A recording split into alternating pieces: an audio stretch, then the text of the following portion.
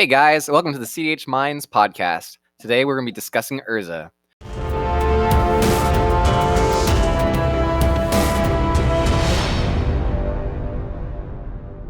Urza is arguably one of the most hyped and popular decks in cEDH, but in recent times it has had a bit of a falling out in the cEDH community, and many people now have questions regarding its viability. My name is Vasher, and today I am joined by an incredible Urza pilot who has completely changed both my opinion of the deck and how to play it. In this short podcast, we are going to blow your mind and show you an entirely new way to play Urza. So if you are an Urza connoisseur, stick around. Without further ado, I introduce my good friend Matt. Matt, tell us a little bit about yourself. So thanks for having me. So I've been playing cEDH for a while, several years now, and when I was getting into the game, I always had an infatuation with blue. I enjoyed playing Control. I enjoyed playing the slower paced game. So when Urza came into the picture, it wasn't really a fit for me. I didn't really like the way Paradox Engine functioned with the deck and how everyone played it around that style. So it wasn't really a deck that kind of fit me. Post the ban of Paradox Engine, I got into Urza majorly and decided that it was going to be my primary deck. And I've been having a lot of fun working with it. So I play cEDH around the Pennsylvania, New Jersey area, and I've been very successful with it. So I've been having a lot of fun. Yeah, by the way, congrats on going undefeated in Commander Fest Richmond. That was a pretty fun thing to watch. Yeah, thanks, man. Command Fest Richmond was a lot of fun. It was the first major cEDH event that kind of took place post-COVID. A lot of the major Commander events, a lot of the major Magic events in general were kind of on a standby where either places weren't hosting them or people weren't doing them. Command Fest Richmond turned up a couple thousand people with a solid couple, maybe like 100 or 150 of them were playing cEDH. A lot of people were playing casual. A lot of people were playing different decks. But all in all, I had a great time. A lot of people in the tournament weren't really expecting what I brought to the table, both my deck design and my playstyle. So the popular decks that I was running into there were Magda, coming off the fresh win from Marchesa, Timna Thrasios, Timna Vile Smasher, Niv Mizzet popped up a lot of places, Krux Sakashima, Gitrog, Kinnan. The decks go on and on. I ran into quite a bit while I was there, and much to my surprise, everyone had really real decks, so it was a lot of fun. Did you see a lot of Blue Farm at that particular tournament? Not as much, because Blue Farm's a little bit more expensive. I did have the privilege of playing with the Playing with Power guys, though. I played with Zach, whose Blue Farm is his baby.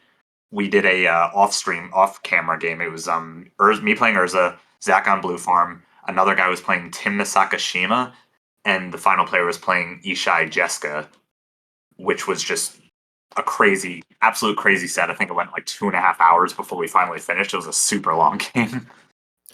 Yeah, so I've been playing Urza for a while myself, and for a while I had to just put down the deck just because I didn't feel like it could keep up in the metas that I was playing in, and honestly, it was kind of depressing because I love the deck so much. But when I got to see you play and got to just see your online games, I was amazed. Like, you were playing the deck in a way that I have never seen before. And it wasn't like your deck was drastically different. You were doing although you did have some crazy card choices, which we are going to go over in this podcast, but it's just like your mentality of how you played the deck was so different. And this man is absolutely crushing it. He is destroying pods. Like, how much money and prizes do you think you've won just playing this deck? Playing Urza, a lot.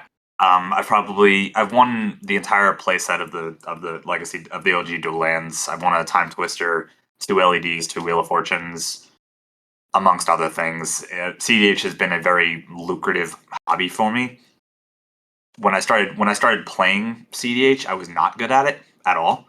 I didn't understand the concept of the format. I didn't understand the flow of the format. I'd played one-on-one Magic for so long that the foray into playing a 4-man, free-for-all type of pod just wasn't clear to me. So as I broke into cEDH and I started getting a lot better, I realized I needed to do something that was different from the norm, something that was off the books and not so much like you said, not so much in deck design, but more so in playability and how the deck I believe can function, and that has been working out for me incredibly. Because when you sit down with Urza at a cEDH table, there's a certain mindset amongst the opponents that he's going to be doing X, Y, and Z. If you break away from that pattern of doing X, Y, and Z, all of a sudden now they're going in completely blind and a completely fresh approach that they don't think like, hey, he played Grafdigger's Caged. What does this mean? Is he not playing Poly? Is he not playing this? Like, what's going on here? That mix up is what allows me to be so successful. And even though people have played me enough times to where they know how I play and know my strategy, there's still a certain there's still a certain challenge to beating the deck the way that I believe it could be played, and that's what I'm looking to expand on here. Yeah, when I first heard of you, I was very skeptical. First of all, because you were playing UPS, which most people would agree with me. And when I say it's generally considered the less strong of the two variants. But when I started seeing your games, I noticed like a really different play pattern that you were going for than most Urza pilots. So most people describe Urza as an early mid-range deck. And the reason for this is that it can't outgrind the Thrasios decks, and it can't be faster than the Turbonaut decks.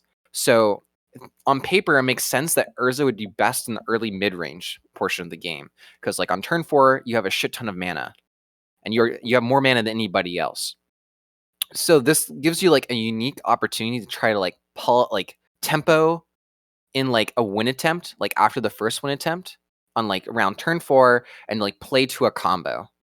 What you do that's completely different is you never ever play to a combo. You're never playing to a quick poly win. You're never playing to a turn 5 scepter win. You're never playing to a powered artifact Grim Monolith win. You're always playing towards position. You're just it's not about like ending the game on the spot for you. It's about getting to a position where you cannot lose the game. Could you elaborate on that a little bit more for me? Sure. So my issue with seniors is, and while why I personally think that it is best tailored as a control deck is, as you just said, when Urza is looking for those when it's looking for those wins, when it has those tutors, like those fabricates, the mystical tutors, cards of that such, cards that are going to be fetching up your combo pieces, there's no, in my opinion, there's no real consistent way for Urza to find those combo lines. And anyone who's played Urza would know this. They go for those combo lines, all of a sudden those combo lines get nixed through Abrupt Decay, the inclusion of Besedued, which is a disaster for anybody who plays Urza because any combo in our deck just gets slaughtered by that, with the exception of Hullbreaker Horror, because that card's insane. But we Urza struggles with forcing that combo through for multiple reasons. One, traditionally, it's more common for us to go for those Isochron Scepter lines or those Grim PA lines or some sort of a combo line across a sequence of turns. It's very infrequent that an Urza player is going to go cast Fabricate, cast Merchant Scroll, cast Isochron Scepter, imprint Dramatic Reversal all in the same turn. Not to say we can't, it's definitely possible. But as I noticed through playing Urza as much as I have, and I've spent thousands of games doing this, every time I went for one of those combos and failed, I was surrendering any hope of winning the game pretty much for the rest of the game. So what I decided to do was I decided to pivot the playstyle and holster cards like that and be more of a control player. Sit there and wait, because eventually at some point in the game, maybe it's turn 11, maybe it's turn 6, maybe it's turn 2, someone's going to tap out of all their lands, and now I can go fabricate and go find Winter Orb, or now I can fabricate and go find, maybe I'm low on some cards and I can fabricate and go find Reality Chip, which we're going to talk a lot more about in this video. And the more I did that, the more I just kind of sat there and was patient, the more I realized that eventually I'm going to hit a point, and this is where I feel Urza is one of the best decks in the format, undisputedly at doing. Once the game hits a certain turn, let's just say turn X, because it's variable depending on the pod, depending on the speed of the other decks, whether you're playing against mid-range or aggro or turbo Naws. whatever it may be. Once Urza hits a certain turn of that game, I believe that the deck can hit a position where it can no longer lose the game in any way. And that's why I decided to pivot to a control element where I can just focus on locking the table out of the game, which a lot of people think you can't control three players. How is one deck supposed to control three? I truly do believe it's possible. And for those who have seen me play, or for those that will watch me play in the future, you'll see that at a certain point, we can isolate the game to where other players can't win anymore. And we have enough bombs, enough threats amongst our stacks pieces, amongst other cards we're going to discuss in this video, that the table's just not going to be able to deal with it all. Or worse, they'll feel like they're pressured to make a rush play, a play like, oh, I have to try to win now, or I'm going to be, locked out of the game by this static orb. I have to, tap all 6 of my mana and tap my Soul Ring and my Mana Crypt and force this win here. Because if I don't, well, I guess I just lose. And that's where Urza takes over. That's when you can start finding your combo lines, and it's worked phenomenally for me. I'm sure you can expand on that because we talked about this. Yeah, when I've played against you, I found it to be incredibly oppressive because you play so patiently and you're just sitting there with Urza with like this abundance of blue mana, and the entire pot is just playing chicken because nobody wants to be first into all of that. And the longer the game goes, the more and more like us opponents feel it slipping away towards you. Like you drop a static orb. Like I've seen games where the game goes on, it gets grindy, and all of a sudden you just drop a static orb, and you're like, "This is gonna win me the game now."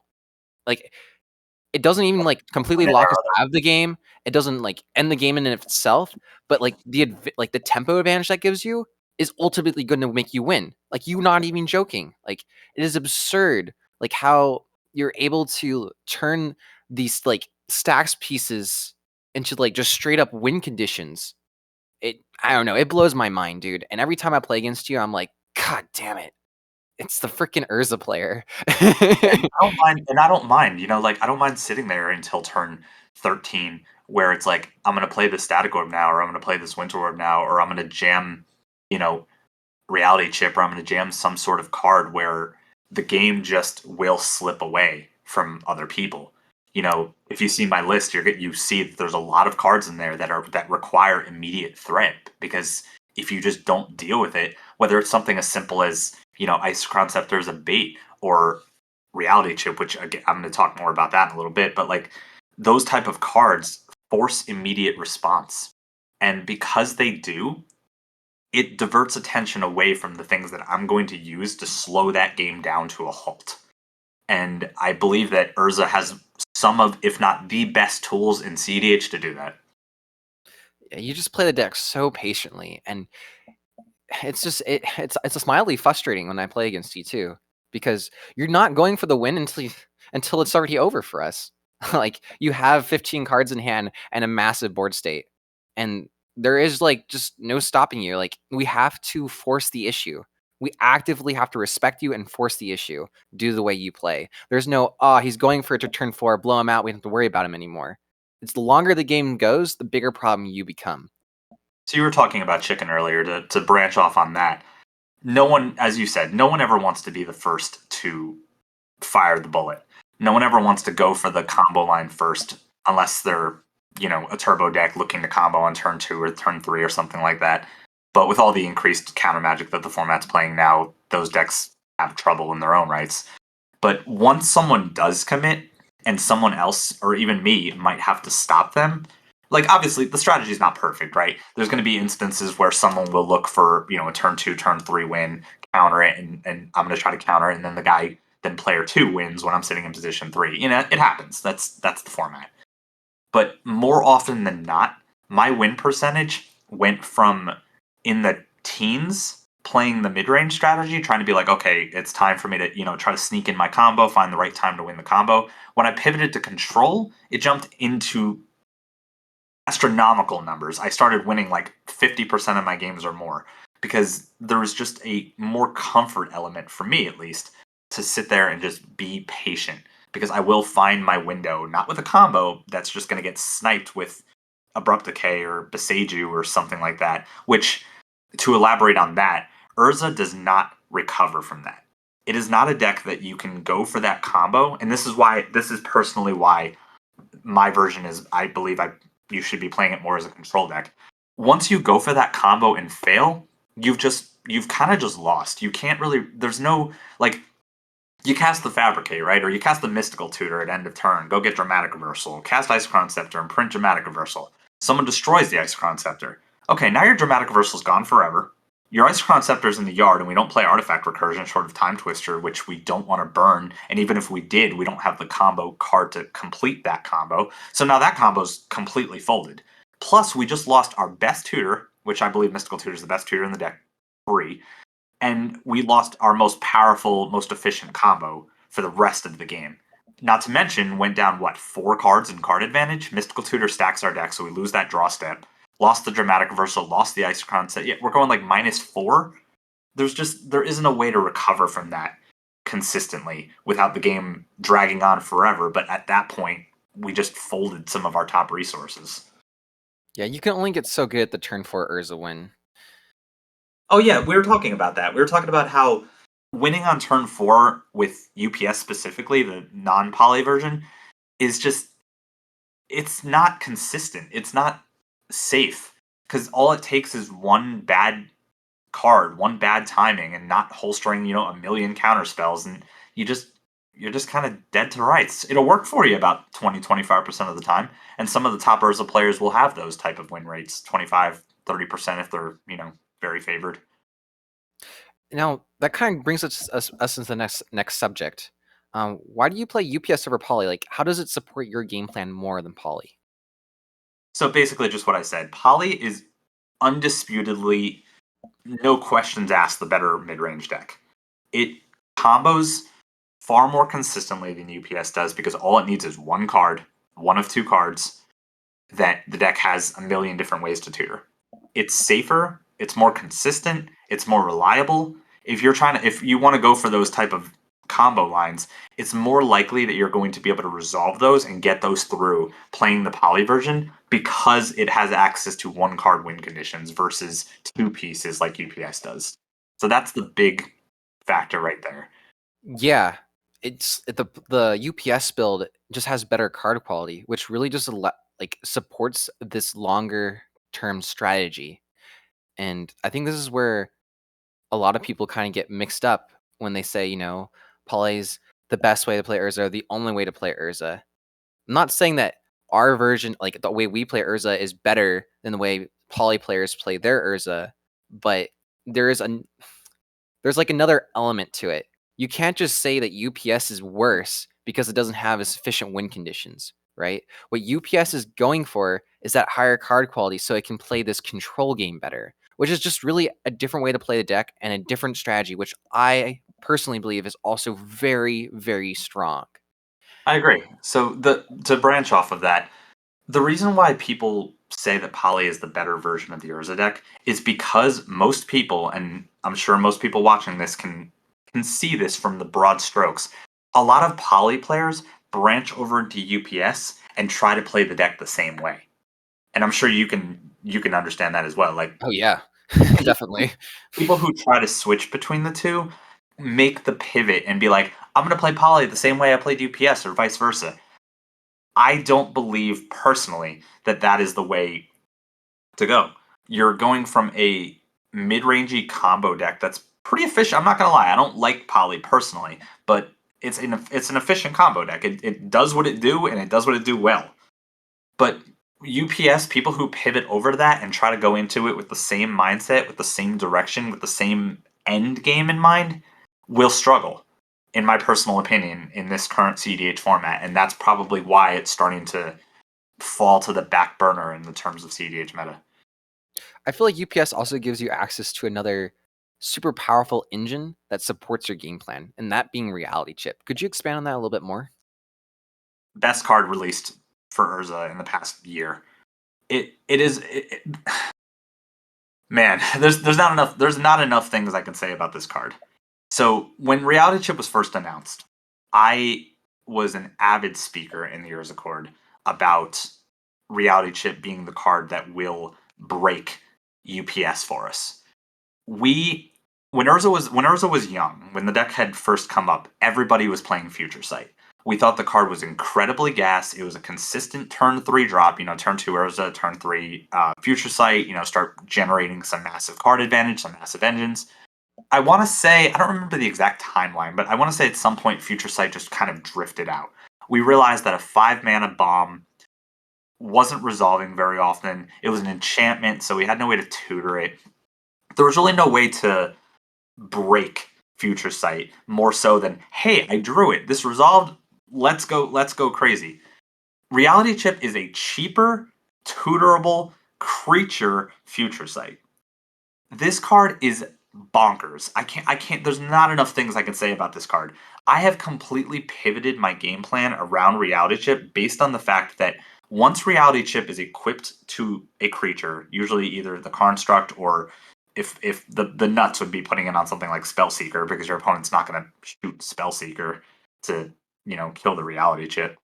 But once we start flipping cards off the top of our deck, you have to imagine Reality Chip as a source of card advantage. Even though the cards aren't coming into your hand specifically, they might as well be, right? Because, like, let's say you equip the Reality Chip and you flip into an island. Okay, that island could have been in your hand that you could have played for turns. That's +1 in card advantage. Then the next card off the top is not Grafdigger's Cage. That'd be the only non-bow in the deck, but something like Tormod's Crypt. Now you flip Tormod's Crypt off the top, cast that. Then you look at the next card. It's another land or something like that. That's okay. This, If you stop there, and the reason why I personally play a more I guess I would be breaking into our next topic, but the reason why I play more cantrips like Ponder, Preordain, Witching Well, as opposed to the bombs that a lot of Urza players in UPS are playing, like Wandering Archaic, Consecrated Sphinx. I've seen a Displacer couple other Kitten. ones. Displacer Kitten, sure. I've seen a couple other ones. The reason I favor the cantrips more than that is almost exclusively because of Reality Chip. Now, I know that sounds like I'm leaning hard towards the card a lot, which I will admit I am. But when you see this card in action in a deck design the way that around the card, now all of a sudden your opponents have to look at Reality Chip in the same exact light as they look at Isochron Scepter.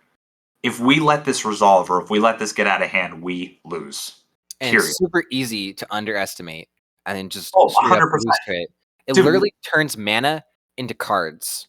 right. 75% of my wins at Richmond were because of Reality Chip. I play the card, people are like, oh, it's an 04, what does that do? Well, it's a Tymna blocker for one. That's not irrelevant. It gives you It's access to it allows you to look at the top card of your library too, like at a bottom floor, which is like incredibly good with like top deck manipulation and counterbalance. right. So I've been on Counterbalance for a while. I think it's been a recent included to the primer, but I've been on it for a while. Ever since Reality Chip came out, Reality Chip and Counterbalance went in together. So one of my closest friends plays Elsha here in Pennsylvania online on paper. He has the whole deck on paper, and whenever I see him go like Elsha Counterbalance or Elsha Top or something like that, I get so jealous. I'm like, God, I gotta find my Gilded Drake like right now because this is like, I'm like, man, I wish I could do this. Now we literally can. We have this free information. We have this free source of unbelievable card advantage. Um, a lot of people have been slotting Ethereum Sculptor as a way to, break Reality Chip and Sensei's Divining Top. I will say flat out, my personal opinion, it's not necessary.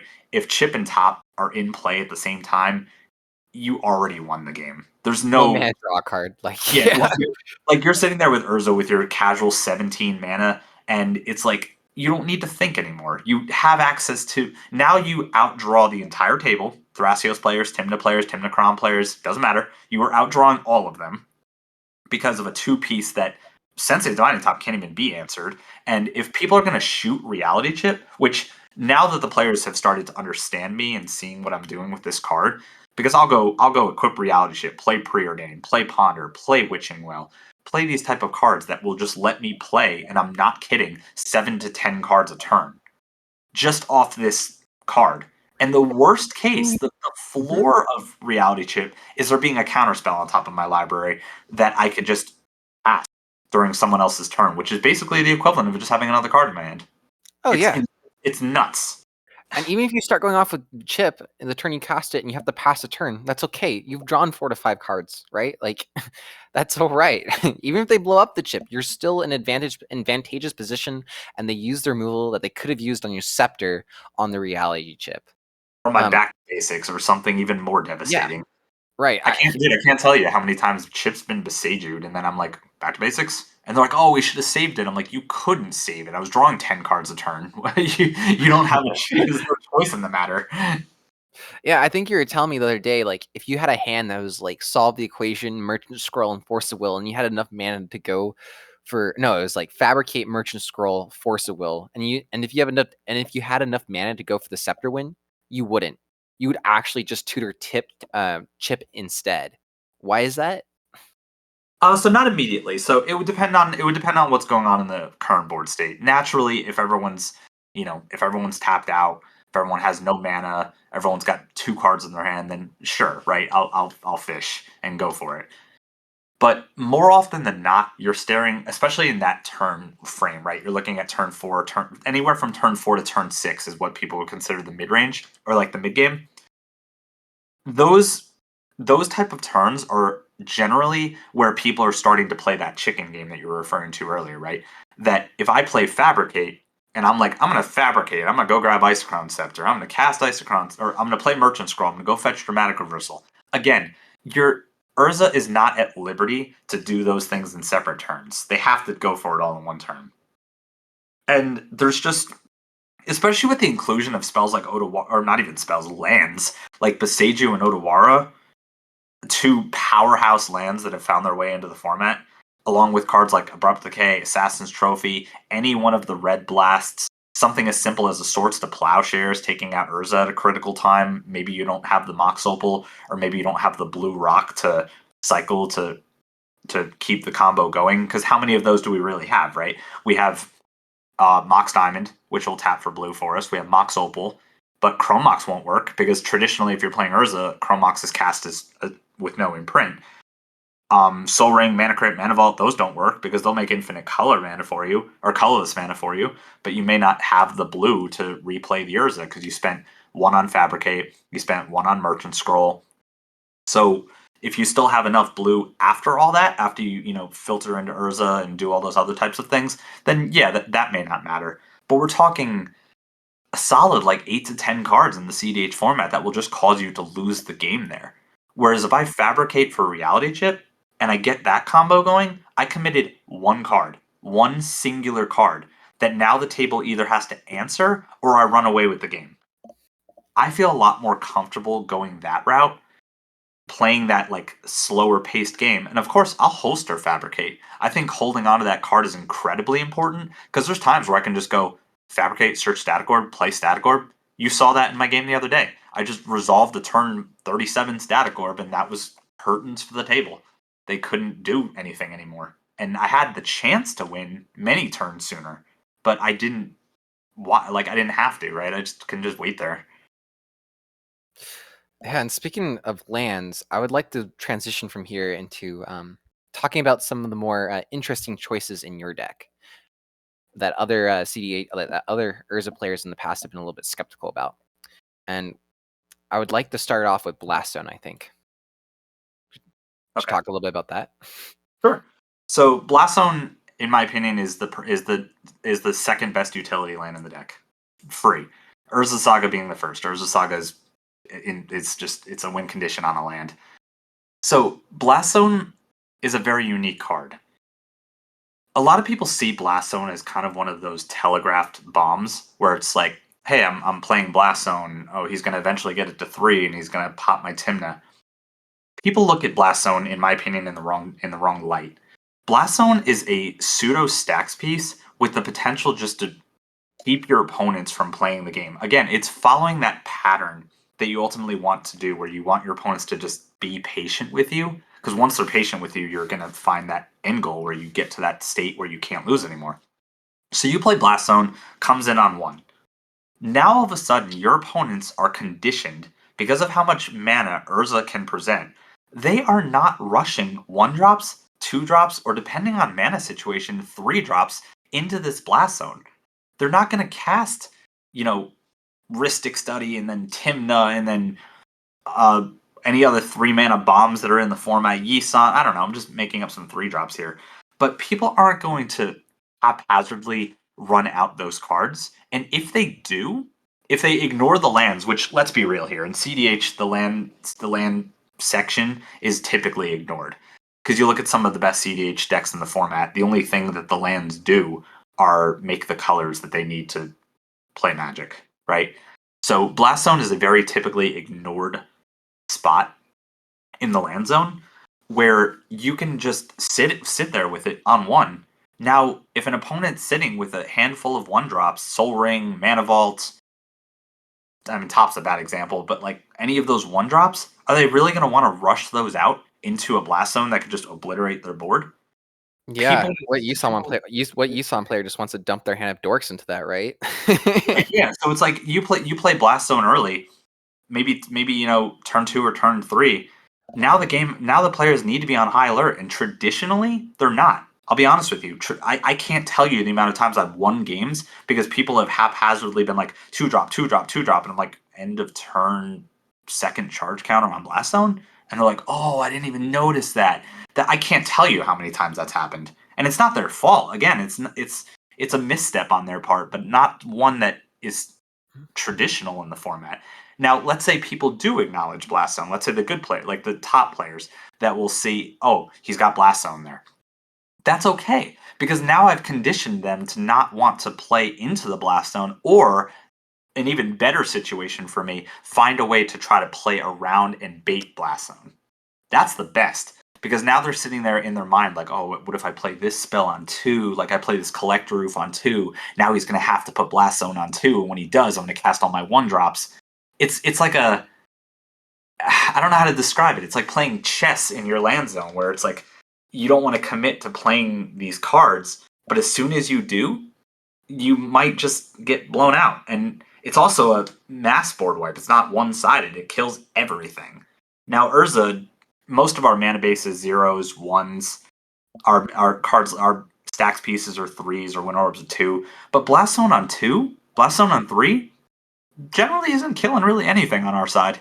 It's just a free, one-sided, one-dimensional board wipe to some possible big bombs. And I think the card is grossly underrepresented. I don't know why it was ever cut in the first place, to be completely honest. I think the card is Well, I think the reason for that, I was actually one of the people who were against Blast Zone, and it's just because it was like mana intensive. It caused you to go down a land, and you could only like remove so many of the permanents in play. Like it was a lot of mana to just remove the one thing that you disliked. But what I didn't realize, as you went over, is like how it's just preemptive, like stacks almost, because people don't want to play into it. It does a lot that you can't even see, and that's what makes the card so powerful, in my opinion. Yeah, I could agree with that. The last card I want to talk about, and is perhaps the spiciest card you're playing in your list, Trickbind. Ah, Yes, this is going to get pretty controversial. you're gonna you're gonna say Counterbalance because I've been on that card forever, but I kind of explained that with Reality Chip before. I think a lot of people can understand why Counterbalance is good now. Like the meta has like shifted enough, and enough people have started playing it, and even other decks to like realize how powerful that card is. Especially when you're trying to play the deck in a slightly more control manner. When you're actively looking for top or Reality Chip. By the way, another bomb that Counterbalance is just on the list of. So one of the topics we talked on earlier is why the big bombs aren't played, the Consecrated Sphinx or the Wandering Archaic. We have bombs that are just as threatening in 2 CMC form. You know, like you resolve a Counterbalance and then you play later, you play War on 1, and well, go back to Legacy Hell. Now you're dealing with Countertop. It's like in cEDH, good luck. You know? Yeah, and I mean, I'm not saying, and we're not saying like those bombs are bad, right? Well, you just chosen a style of Urza where you've really decided you want to tune the deck towards a reality chip as much as possible by playing more cantrips and playing cards even like Witching Well, which which are arguably pretty good by themselves. Cantrips have been played in Urza for most of Urza's existence because we make so much mana. Like paying 1 mana for a little bit of card selection is pretty good. Plus, they just synergize with top, like the reality chip, so well. And they also synergize with counterbalance so well. There's just a lot of synergy in the way you've decided to build your deck. And it's very streamlined because of that. But yeah, Trickbind, huh? Yeah, so back to Trickbind. Why do you play this card? How do I play this card? Um, so this has been something I've been asked for a while. I've been playing Trickbind for ever since I got the foil because foil Trickbind's pretty. I I think this is one of the most important cards on the deck. There are so many activated and triggered abilities in this format, aka the card that all Urza players universally despise, Dockside Extortionist. Yep, if you're playing There- Urza, you can expect to see a Dockside every yeah, single game. there's no there's no way around this. There's no way around the fact that you're going to get hit with a Dockside at some point throughout the game. Between cards like Dockside, Thassa's Oracle, all the other activated and triggered abilities in the format, it's Besedued. yeah. Oh, eh, yeah, you must have been smiling cheek to cheek when you saw that the other day. So, so when I slammed the static orb in the game that we were referencing earlier, one of the players at the table was like, "No, Besedued, we're gonna get rid of that static orb right now. You're not locking us out here." And of course, I was holding Trickbind. We Which was don't the have, dream play. yeah, we don't have right, like we don't have ways to beat abilities like that. If we're gonna get Otawara, or if we're gonna get Besedued, or if we're gonna get hit with one of those type of effects, you're holding that. There's nothing you can do. Trickbind kind of allows us to deal with threats that we couldn't deal with before. The common turn of phrase I've heard when referring to Trickbind is "it's only good when it's good." Now I don't know what that means, but I've heard that thrown around a lot, where it's only good when it's good. So we obviously don't want to play a lot of stifle effects. They're just not as like universally good as counter spells. But and a lot of people will argue that like the scenario we have that we talked about just a few seconds ago about that game is inconsistent, right? Like Trickbind does not provide a consistent answer to cards like Beseju. But the thing is I think the card is completely reasonable to play once you realize if you're playing Urza, you're always going to see Dockside. And having an uncounterable 2-mana instant speed way that just say no, and it also allows you to sandbag longer than everyone else is super powerful because you can pass priority on Dockside with a Trickbind in your hand, and if someone has a force, they might force it. But if not, you still have that extra opening that other players may not have because you can just come in and go Trickbind, and it's something that your opponents cannot deal with. It's just a literal no. You don't get to do things this turn. I'm going to go to my turn, untap, copy the Dockside Extortionist. Now I win. So for those of you who don't know, a very common play pattern of UPS is letting the Dockside resolve and stopping that player from doing their things and untapping and copying Dockside and winning the game. Because besides Imposter Mech, we have another additional copy effect in the form of Phyrexian Metamorph, which just makes it that much more consistent. And copying Docksides in Urza is insanely powerful, especially in your build. Yeah, so being and Trickbind, the reason Trickbind's cool is because it leaves the Dockside there, which is not, that's good. That works out for us, because if we're looking to play one of those copy effects, we can just go like stifle, uncounterable stifle. I think one of Yeah. my favorite things about Trickbind is the fact that it has split second, right? You're looking at a player who's attempting to win. They're going to use Yisan to combo off, or they're going to use Pinnin to combo off, or they're going to use Thrasios to combo off. I hate to say it, but in cEDH games, people don't, and this is player error, so take this how you will. But people traditionally don't hold priority when they're doing those type of things. They'll just be like, activate Kinnan. I'm like, okay, Trickbind. You didn't hold priority and activate it 60 more times, so now you just lose. And sure, they could do it during the following turn, right? But it's not the same. It's not accomplishing the same goal that they were looking. In Thrasios' case, it is, because Thrasios is broken. But a lot of times you can just play Trickbind and shut out a player from attempting to win the game. Meanwhile, and my favorite thing to do is when I play Trickbind, a player will instinctually it's kind of body language, right? They'll instinctually look to cast a counter spell before realizing that they can't. So it not only does it give me information, because no one who plays Trickbind, right? So that's kind of another reason why I like to play Trickbind. I think it's a really cool card. I think it stops. I feel like it Potent. plays the role of Dovin's Veto in a lot of different ways in this deck. Yeah, in a way. Like we can't play Dovin's Veto, sad. But Trickbind is, pretty close. And I mean, obviously not like there's very few decks that should play a Stifle effect, but I think it's completely reasonable to play one copy of Trickbind and Urza. Yeah, so in short, I think that for kind of a summation, I think that for people who have drifted away from UPS, try to do your best to think of it more as a control deck as opposed to a mid-range deck. If you think that control can't exist in cEDH, if you think that people have told you that that's not an option, don't assume they're wrong, but try it. Make a conscious effort to try it. Take your time, think out your plays, be patient, don't rush lines. Because the longer I've waited over the time of playing cEDH with this deck, and I've become very proficient in it and very, very fortunate in playing it, the patient way to play, at least UPS, the patient way to play this version of the deck, which will probably be in a link somewhere, is just don't rush. Take your time. There's going to be a point, there's going to be a window for you where you can lock up a game. Yes, you can control 3 players. Even though Urza doesn't have quote unquote card advantage, there's a point in the game where Urza will have enough mana. You think about, so this is the way I define control to briefly sum it up. If you're drawing 3 cards a turn on average, you're a control deck. You can keep up with the other decks at the table because you're cycling through those cards, you're finding your resources.